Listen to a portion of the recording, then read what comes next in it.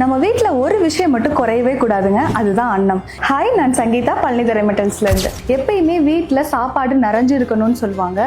யாருக்கும் உணவு பஞ்சமே வரக்கூடாது அப்படிங்கிறதுக்காக தான் நம்ம அன்னபூர்ணி தாயாரையே வழிபடுவோம். ஆனால் ஒரு விஷயங்க, அன்னம் தானா வராது.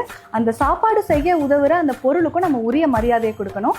அந்த காலத்தில் ஆட்டுக்கல், அம்மிக்கல்லாம் ஒரு வீட்டோட அடிப்படையா இருந்துச்சு. இந்த அம்மிக்கல், ஆட்டாங்கல்லாம் இப்போ யாருமே பயன்படுத்துறதே கிடையாதுங்க.